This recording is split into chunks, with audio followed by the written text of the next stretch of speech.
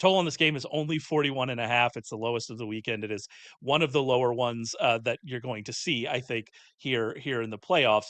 But it's so we're not expecting a lot of points, but we are expecting the Chiefs to win big. And I look back at that history and I think, I don't know if we're going to get there. But then I look at what this Chiefs team has been, and I got caught up last year during the regular season. You made fun of me for it during the regular season of saying, something's wrong with this team. This Chiefs team is not what they were. And then obviously we got to the playoffs and they won another Super Bowl, and there we are. This Chiefs team even turned it on earlier. What we've seen from them recently, especially on offense, especially with Marquise Brown back, has been a lot better. And I look at all of that and I look at how limited Houston is on offense just based on they've got some really, really good players, chief among them Nico Collins, but like you don't go much deeper than that. And I look at the history and I say, all right, the history suggests the Texans are going to keep this closer than we expect, a little bit of rush for the number one seed. But then I look at all the individual matchups, and it's just really tough to see an avenue for Houston to have a ton of success on offense and to really kind of push the pace here and win this game.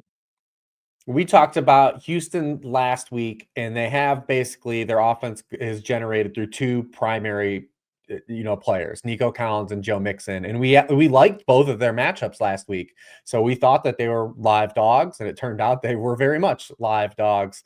But when you look at those two players and what they're tasked to do against this Kansas City defense, neither one of them have a good draw. We've talked about the Chiefs' run defense, all season long. When these teams met earlier in the season, I mean, Mixon didn't even average a full yard before contact per carry when these teams met. 0.29 yards before contact in that first matchup.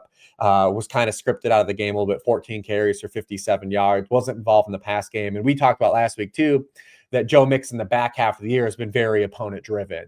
He's been good against the good matchups, the Cowboys, the Jaguars, and the Chargers last week, and teams like the Lions, the Chiefs, the Ravens, like they just couldn't run against them. And that's kind of what we're looking at here. And then Steve Spagnuolo's done a great job all year of taking away the primary pass catcher in the opposition's passing game basically the entire season. I mean, they are fourth in fantasy points allowed to wide receiver ones, but they also are second in yards per target allowed to fantasy or to wide receiver ones in the opposing team. Nico Collins had 60 yards receiving on 10 targets, when these teams met. So it's going to be another game where you expect the target volume to kind of be there for him, but how much yardage and upside does he have? And the Chiefs are just getting healthier at the right time. Again, I mean, they're going to get Jalen Watson back. He hasn't played since the 49ers game. With Jalen Watson on the field, they've only allowed wide receivers 6.3 yards per target, a 55% catch rate. It's just, again, they're going for their seventh straight AFC title game if they win this game, which is pretty wild to think about. And I know some teams, so people have, Patrick Mahomes and Chiefs fatigue, but it is pretty unprecedented, this run that this team's on. You mentioned the number one wide receiver stuff, and you mentioned Jalen Watson, who is practicing in full. It really does seem like he's going to be back this week. And I'm glad you brought up kind of that split with him, because overall the Chiefs were good against wide receivers just throughout the year. They were fourth in yards per target allowed to wide receivers this season. But in those first 7 weeks with Watson, they were first with a bullet. There was nobody else even close to them. Denver was like at 6.7 yards per target allowed to wide receivers. So there was a gap between them and everybody else. And again, it's 7 weeks, and there's a lot of who are you playing kind of stuff Yeah. that I mean, they affects remember they especially took that Jamar small Chase sample. out, in week 2. They limited kind of Drake London. Drake London did score a touchdown in that game. They did face, Chris Olave over that span. Like they faced a good set of opponents, during that run. Yeah, exactly. I was going to say that. I mean, the Ravens in week 1, right? And so we saw them play, real guys over that span. And so I think that number seems, seems more valid to me, even though it is a smaller sample. We'll have to see, when Watson comes back. Is he, he's been off for a long time. What are we going to see? But this defense was good without him. Now they're getting him back. And then also we have kind of the Stroud element of this, because we saw Stroud last week have, I think, a better game than you and I expected him to have, a better game than he's been having recently. It was wild that bad snaps seemed to just completely turn that game around and turn that offense around, which was interesting. But when we're looking forward, does this continue? The offensive line is still a question. It does seem like they'll be a healthier this week, but I don't think they know who's really going to start at guard, even with everybody healthy. They we've seen Stroud struggle under pressure against the Chiefs last time. We know the Chiefs can get pressure. And you mentioned that if they're able to take out Nico Collins, then what are we looking at? Robert Woods is, maybe injured. We have obviously Tank Dell and Stephon Diggs are out for the season. They cut Deontay Johnson for whatever that's worth. Now back with the Ravens in a very odd, kind of procedural move from Baltimore, smart procedural move from Baltimore. Like, is it Joe Mechie? I mean, is it John Mechie? Like, is that what we're looking at here? I think from a DFS perspective, that makes some sense. He's got a better end of this matchup. But like, you look at where's the ball going to go here for Stroud? Where are his kind of like, where is he going to be able to get out of jail if he gets into pressure? And it's really tough to see what those options are. When these teams played right before the week before Christmas, it was Tank Dell. That was when he got hurt. He had 98 yards in this game before he suffered that injury, that terrible injury on the touchdown that he held on to, which is pretty crazy. Yeah. To think he suffered that injury and still held on to that ball. Just shows you like the different breed like football players are. Like I would have just been like, just nope. My body would have spontaneously combusted probably, but they just don't have any outlets. That's what you said. Like there's just no star power here outside of Nico Collins and Joe Mixon. And if you take away Nico Collins and you force these other guys to beat you, like you're down to Dalton Schultz and John Mechie, just guys that aren't explosive and really don't generate big plays. And if you're not going to generate big plays, I mean, the Chiefs are just going to paper cut you to death like they did in the first matchup. And again, their offense is healthier now too. I still would expect a backfield split, but it looks like they're going to get Isaiah Pacheco back. They've already gotten Hollywood Brown back. It looks like their offensive line, even though they're going to decide what they want to do at left tackle, is going to be healthier, getting Juwan Taylor back, DJ Humphries and Joe Thuney, like all being active at the same time.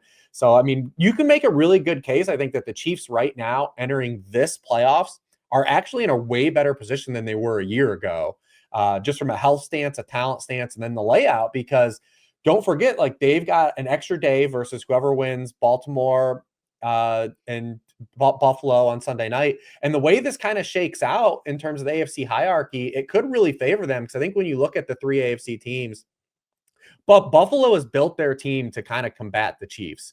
But it also structurally doesn't match up well with Baltimore, and we'll talk about that later. But the Chiefs do structurally match up well with Baltimore because of Chris Jones and Nick Bolton in the middle of the field and what Baltimore wants to do. So it could end up playing out like really favorably for the Chiefs to, again, I know people have Chiefs fatigue, but to be dancing here again in the Super Bowl.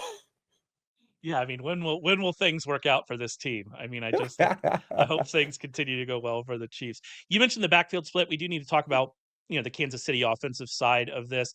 I am interested in this backfield split. Like you said, Pacheco will almost certainly be back for this. Hunt has not been efficient all season, so that kind of is what it is. But Pacheco also wasn't efficient when he returned from injury. Like it was just a bunch of not really successful runs. I do wonder if this is a scenario like we saw with Travis Kelce last year, that we're going to unleash Pacheco a little more. I think that the carry to carry upside of Isaiah Pacheco, even if we didn't see that after he returned from injury, is just higher than it is for Kareem Hunt. I wonder if they kind of lean into that a little bit more. I'm not sure, but like that takes projection. And if we're just going off what we have seen after Pacheco returned from injury, this looks like a split in which you're just hoping to grab the touchdown. And if you're hoping to grab the touchdown, that's probably Kareem Hunt. And so it's a really tough fantasy spot. And you've still got Samaj P. Ryan playing long down at distances, which has capped both of these guys. Because it'd be one thing if Pacheco's in some kind of a split and still tacking on catches, but I mean, he only caught 5 passes for 25 yards when he came back too. So you weren't even getting any of that either. So it's just real tough to latch onto. And also, I just think this Chiefs team, the way it's built right now, they're pretty much built to throw a little bit right now. Having Hollywood Brown back, being able to play a lot more 11 personnel. We'll see if Travis Kelce ramps up. He was really good the last time we saw him on Christmas, to see if he's got one more run in him. If they win the Super Bowl, I think a lot of us are expecting to say like that might be it for Travis Kelce. But yeah, I think they're built to the short passing game to kind of just lean on it and just see what they get out of this backfield. I mean, the thing with Pacheco is he does have the best upside, but like how healthy is he? Like he suffered a significant injury. I mean, he broke his leg during the season. I doubt that we see him be, the version of Isaiah Pacheco that we thought we were going to get at the start of the season, probably the rest of the season. Yeah, I'm with you on that. You mentioned the passing side.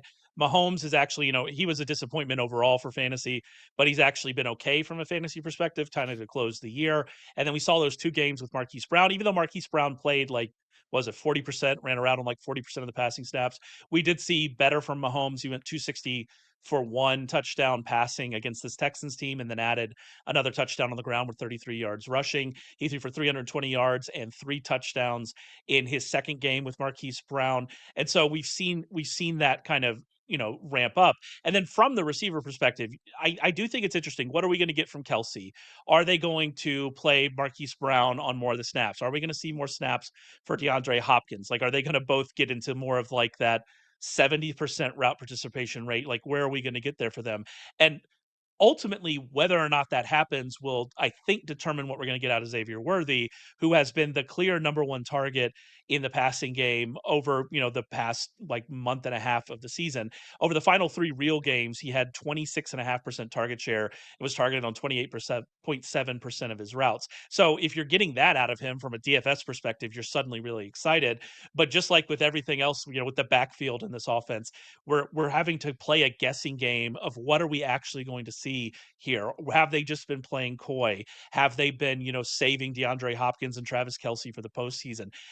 If we look at last year, it suggests that maybe that is true. But again, we're just guessing at what we're going to see from a usage perspective. Oh, and if you don't think Justin Watson and Juju Smith-Schuster are not going to play too, you guys are crazy. They're Like playing. they're going to They're playing. absolutely be on the field more than anyone really wants them to be. They're absolutely going to be out there. And this team is different than last year. Last year when they entered the playoffs, they were really down to Kelsey and Rashee Rice. Like that's really all they had. And those 2 guys had 53% of the team targets in the postseason last year. They are a little more spread out and a little more diverse coming into this postseason. Like I said, they're a little deeper. And they've got some viable talent. Hopkins, Hollywood Brown. Worthy didn't have the Rashee Rice run out like Rashee Rice did at the end of his rookie year, but was better the back half of his rookie season and more involved. So I think it's gonna be a spread. He'll sprinkle in Noah Gray a little bit. They've just got more guys and be a little bit deeper. I think just saying that they're going to do what they did last year and ramp all these guys up, it's probably a little bit of a stretch. Like I said, I think that you'll still see Watson and Smith-Schuster and P. Ryan. Like these guys are all going to play snaps still. I do want to mention, by the way, that this game is the entire worksheet preview for this, going over every single player in depth. All of that is actually free on the site, sharpfootballanalysis.com. So you can get a glimpse of what it goes into these worksheet previews. They are the best way to get ready for the DFS weekend, for your fantasy weekend. They really are spectacular. I would highly, highly recommend them to everybody. The other 3, however, the games we're about to start talking about, those are part of our postseason package, which right now you can get for 60% off using promo code SHARP60. So go and check that out. You go to sharp.football, Sharp Football Analysis. All of that's available to you. You also get our betting recommendations, which again, we just keep doing very well. We did well in the wild card round. I hope we're going to continue doing that the rest of the way. We've historically done very well in the playoffs. We historically have done very well in the Super Bowl. So hopefully we're going to see that as we continue the rest of the way. Head over to Sharp Football Analysis, check out that deal, and check out all of Rich's great content.